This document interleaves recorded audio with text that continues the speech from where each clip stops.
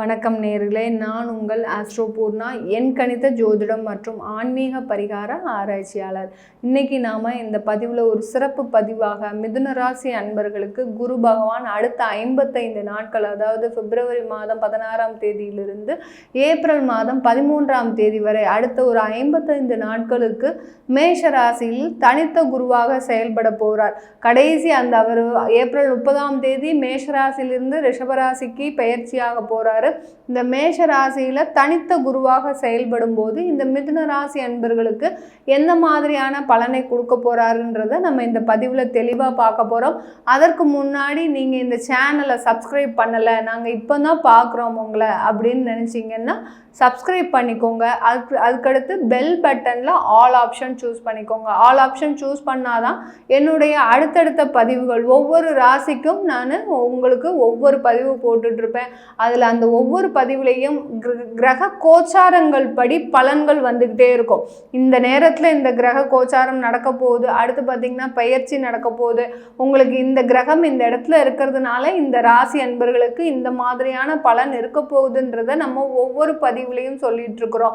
அதனால நீங்க அந்த பதிவு எல்லாத்தையுமே ஸ்கிப் பண்ணாம பாருங்க, சப்ஸ்கிரைபும் பண்ணிக்கோங்க. இன்னைக்கு நம்ம மிதுன ராசி அன்பர்களுக்கு இந்த குரு பகவான் 11ஆம் இடத்துல இருக்கிறாரு. மிகப்பெரிய ஒரு சந்தோஷமான விஷயம் மிதுன ராசி அன்பர்களுக்கு. அடுத்த ஒரு 55 நாட்கள் இவர்கள் ஒரு மிக விரைவாக, எப்படி புல்லட் ட்ரெயின் எப்படி விரைவாக போகுதோ அந்த மாதிரி இந்த மிதுன ராசி அன்பர்கள் தன்னுடைய வாழ்க்கையில் இது நாள் வரைக்கும் இல்லாத ஒரு விரைவான நிகழ்ச்சிகள் எல்லாமே இந்த மிதுன ராசி அன்பர்களுக்கு நடக்க போகுது. மிதுன ராசி அன்பர்களுக்கு இந்த குரு பகவான் பார்த்திங்கன்னா உங்களுடைய ராசிக்கு 7ஆம் வீட்டு அதிபதியும் அடுத்து 10ஆம் வீட்டு அதிபதியும் கூட. இந்த 7, 10 குடையவர் உங்களுடைய ராசிக்கு 11ஆம் இடத்துல இருக்கிறாரு. 11ஆம் இடத்துல போன வருடமே பயிற்சி ஆயாச்சு குரு பகவான். ஆனாலும் உங்களுக்கு தேவையான பலன்களை இந்த குரு பகவான் உங்களுக்கு இது நாள் வரைக்கும் கொடுக்கல. கடந்த காலத்தில் அந்த குரு பகவான் பயிற்சி ஆனாலும் கூட இந்த மிதுன ராசி அன்பர்களுக்கு மிக பெரிய அளவுல தொழில் நஷ்டம், பண நஷ்டம், பண விரயம். அடுத்து பார்த்திங்கன்னா இந்த மிதுன ராசிக்கு அதிபதி புதன். அந்த புதன் சொன்னாலே மிக கல்வி அறிவில் சிறந்தவர்கள், அடுத்து திறமையில் சிறந்தவர்கள், அடுத்து நிறைய நண்பர்கள் சூழ இருப்பவர்கள் இந்த மிதுன ராசி அன்பர்கள். அந்த நண்பர்களாலேயே ஏமாற்றப்பட்டவர்கள்னு சொன்னாலும் கூட இந்த மிதுன ராசி அன்பர்கள் தான். அந்த அளவிற்கு நண்பர்கள் மூலமாகவும் பாசம் மூலமாகவும் ஒரு 2 பேர் காதல் செய்திருந்தால் கூட கடந்த காலத்தில் அந்த காதலாகப்பட்டது இந்த மிதுன ராசி அன்பர்களுக்கு ஒரு தோல்வியில் முடியக்கூடிய ஒரு நேரமாக தான் இருந்திருக்கும். ஏன்னா அந்த 11ஆம் இடத்துல இருக்கக்கூடிய அந்த குரு பகவானின் பார்வை சரியில்லை. ஒரு சுப கிரகமாகப்பட்டது பாவ கிரகத்தோடு சேர்ந்து செயல்படும் போது உங்களுடைய நண்பர்கள், உங்களுடைய தோழிகள், அடுத்து பார்த்தீங்கன்னா உங்களுடைய சொந்த பந்தங்கள் எல்லாருமே உங்களுக்கு எதிராக தான் செயல்பட்டிருப்பாங்க. யார் யாரெல்லாம் நீங்கள் நினச்சி நம்பி பழகுனீங்களோ அவர்கள் எல்லாருமே உங்களுக்கு பின்னாடி உங்களை புறம் பேசுபவர்களாக தான் இருந்திருப்பாங்க இந்த மிதுன ராசி அன்பர்களுக்கு. இந்த மிதுன ராசி அன்பர்களுக்கு அடுத்த அந்த அஷ்டம சனியின் விளைவுகளே பார்த்தீங்கன்னா மீண்ட பாடு இல்லை. அந்த அஷ்டமசனியின் பிடியிலிருந்து ஒன்னொன்னா எங்களுக்கு வருது, ஆனால் பார்த்தீங்கன்னா எங்களால் அது முழுமையாக சென்றடைய முடியலை.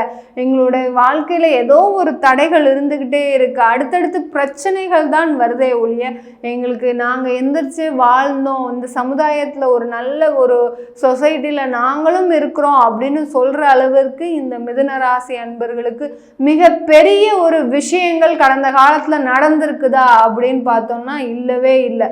ஏதோ ஒரு தடைகள் இருந்துக்கிட்டே இருக்கு. அந்த தடைகள் பின்னாடியே ஓட வேண்டிய ஒரு நேரமாக தான் இந்த மிதுன ராசி அன்பர்களுக்கு இருந்திருக்கு. தொழில் செஞ்சிட்டு இருக்கிறீங்கன்னா, கூட்டு தொழிலாளர் செஞ்சுட்டு இருக்கிறீங்கன்னா, அதாவது கூட்டு தொழிலோடு சேர்ந்து செஞ்சிட்டு இருக்கிறீங்கன்னா அவர்கள் மூலமாக ஏமாற்றப்பட்டிருப்பீர்கள்.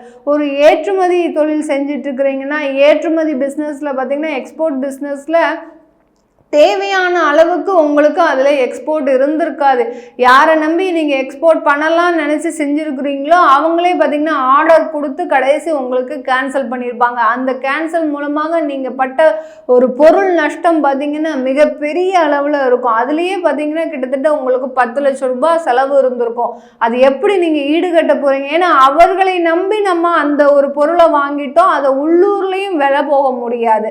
அது அவர்களுக்கு உண்டான பொருள் தான். எந்த அளவுக்கு எக்ஸ்போர்ட்னா அதுக்குன்னு ஒரு தனி மதிப்பு இருக்கும். அந்த எக்ஸ்போர்ட் குவாலிட்டியை கொண்டு வந்து நம்ம உள்ளூர்லேயும், ஏன்னா உள்ளூரில் விற்கிறவங்களுக்கு நம்ம கம்மியான விலையில தான் விற்க முடியும். வெளியூரில் விற்கிறவங்களுக்கு தான் அதோடைய விலை அவர்களுக்கு தெரியும். அந்த அளவுக்கு ஒரு இடர்பாடுகளுக்கு இடையில மாட்டிக்கொண்டீங்கன்னு தான் சொல்லணும் இந்த மிதுன ராசி என்பவர்களுக்கு. இங்கேயும் விற்க முடியல, வெளியிலையும் அந்த பொருள் வெளியிலையும் போகலை. அந்த அளவிற்கு மிகப்பெரிய பொருள் நஷ்டத்தை இந்த மிதுன ராசி அன்பர்கள் சந்திச்சிருக்கிறீங்க. வேலைக்கு போறவங்க வேலையெல்லாம் கிடைச்சாச்சு. மிதுன ராசி அன்பர்களுக்கு இது நாள் வரைக்கும் வேலை இல்லைன்னு நீங்க ரொம்ப நாளா காத்துட்டு இருந்தீங்க, வேலை கிடைச்சாச்சு. ஆனாலும் அந்த வேலையில ஒரு திருப்திகரமான சூழ்நிலை இல்லை. ஐயோ நம்ம வேலைக்கு தெரியாம வந்துட்டோம். ஏன்னா குடும்ப பெண்மணிகள் நிறைய பேர் இந்த மிதுன ராசி அன்பர்கள் அஷ்டம சனியின் முடிவு காலத்துல நிறைய பேர் வெளியில வேலைக்கு வந்தாச்சு. ஏன்னா இது நாள் வரைக்கும் அடைபட்டு இருந்தாங்க அவர்கள். எப்பண்டா நம்ம வெளியில வரப்போறோம், நம்மளும் ஒரு பணம் காசு ஏன்னா கணவரோட தொழில் சரியில்லை, வேலை சரியில்லை. ஏன்னா நம்மளும் படிச்சிருக்கிறோம். மிதுன ராசி அன்பர்கள் நீங்களும் நிறைய படிச்சிருக்கிறீங்க. அதற்குண்டான பலன் கிடைக்கணும், நம்மளுடைய கணவருக்கு நம்ம ஒத்துழைப்பா இருக்கணும், நம்மளுடைய மனைவிக்கு நம்ம ஒத்துழைப்பா இருக்கணும் அப்படின்னு நினைச்சு இறங்கின விஷயங்கள் எல்லாமே கடந்த காலத்துல உங்களுக்கு தோல்வியில தான் போய் முடிஞ்சிருக்கும்.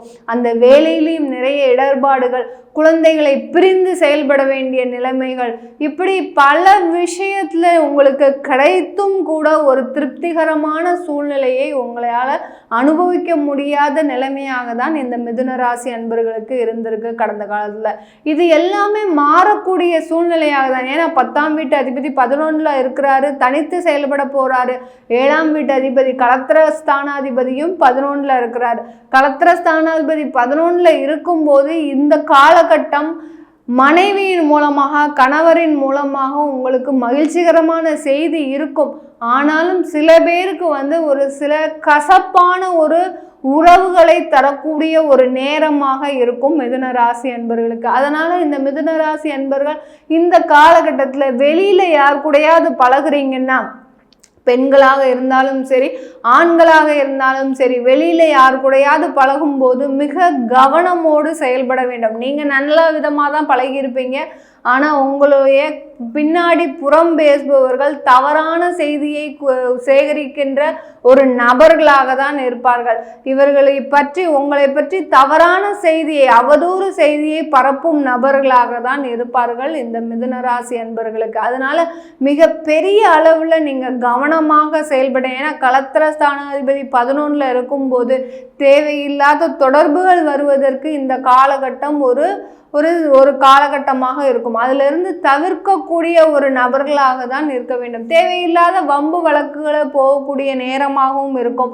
அதை நீங்கள் எந்த அளவுக்கு சமாளிக்கிறீங்களோ அந்த அளவுக்கு உங்களுக்கு பிரச்சனைகளை கொடுக்காத நேரமாக தான் இருக்க போகுது இந்த மிதுன ராசி அன்பர்களுக்கு. இந்த 55 நாட்கள் பார்த்தீங்கன்னா இவர்களுக்கு ஒரு சிறப்பான நாட்களாக இருக்கும். வேலைக்கு போகிறவங்களுக்கு திடீர் வாய்ப்புகள் வரும். இது நாள் வரைக்கும் வெளிநாடுன்ற ஒரு ஆசை நிறைய இருந்தும் அதை ஒரு அனுபவிக்க முடியாத ஒரு நபர்களாக தான் மிதுன ராசி அன்பர்கள்.